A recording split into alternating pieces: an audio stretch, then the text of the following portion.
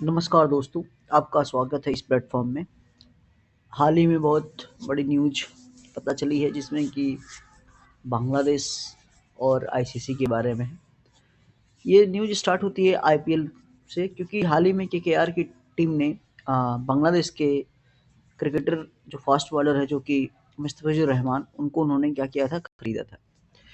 पर जो इंडिया में हालात चल रहे थे बांग्लादेश और पाक और इंडिया में लेकर के जो टेंशन चल रही थी, उसके बेसिस पे अगर देखा, जिस तरीके से बांग्लादेश में बहुत सारे हिंदुओं को मारा जा रहा है और उनको किया जा रहा है, उनको उत्पीड़न किया जा रहा है, और बहुत सारे ऐसे लोगों को तो जिंदा जला दिया गया और उनकी हत्याएं की जा रही है, उसके बेसिस पे भारत में बांग्लादेश के अगेंस्ट बहुत सारे आवाज़ें उठनी चालू हो गई हैं और भारत के लोग इस बात से बहुत ज़्यादा वो कर रहे हैं।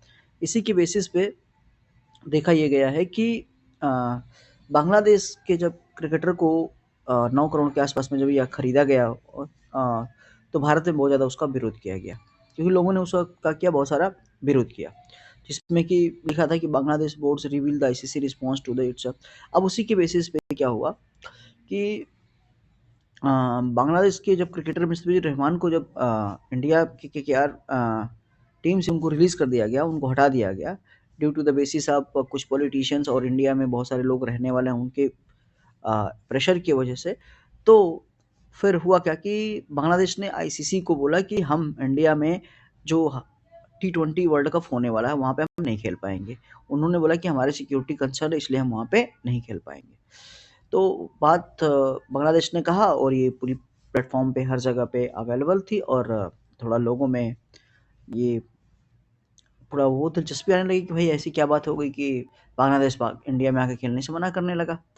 तो उनका बस यही था, उसके पीछे रीज़न एक ही था कि इंडिया ने आईपीएल से उनके प्लेयर को बाहर कर दिया, तो वो, और वैसे भी इस समय बांग्लादेश में जो रेज़ीम है, या जो वहाँ का यू सो कॉल्ड जो प्रोफ़ेसर बैठा हुआ है, यूनुस एक नंबर का, अ, सबको पता ही है कि क्या है वो, मैं ज़्यादा कुछ बोलना नहीं चाहता हूँ, और वो किसके इशारों पे, किसके इन्फ्लुएंस में काम कर रहा है, और कट्टरता तो पूरी बांग्लादेश में आ चुकी है। अब वो दूसरा पाकिस्तान बनने की कगार पे जा चुका है।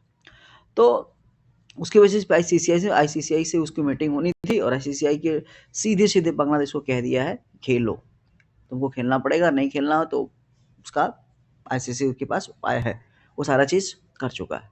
तो बांग्लादेश सोचा था कि हम बहुत बड़े तीस-मार खान हैं, हम बोल देंगे कि हमें सिक्योरिटी कंसर्न है, हम नहीं खेलेंगे इंडिया में, ये है फलाना-ढिमकाना, पर आईसीसी ने सीधे उनको रिजेक्ट कर दिया है। खेलना है, आओ, सिक्योरिटी कंसर्न हम देख लेंगे, ज़्यादा वो नहीं। तो ये फिलहाल बहुत तगड़ी न्यूज़ इस चीज़ में चल रही थी, जिसको आप लोगों ने हाल ही में देखा। इस पे बहुत सारे आर्टिकल्स भी लगे हुए हैं और बहुत सारी चीज़ें हुई हैं, जो कि आप लोगों को ऑलरेडी पहले से ही पता है, और जो थोड़ी बहुत इन्फॉर्मेशन थी मैंने उस चीज़ को आपने दे दिया। बांग्लादेश अब यार एक्चुअली में क्या है ना कि बांग्लादेश नहीं रह गया।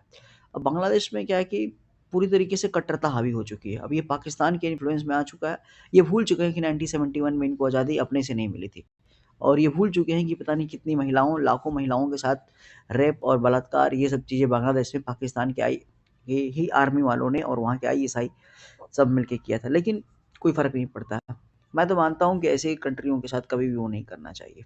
सिंपल सी बात होती है।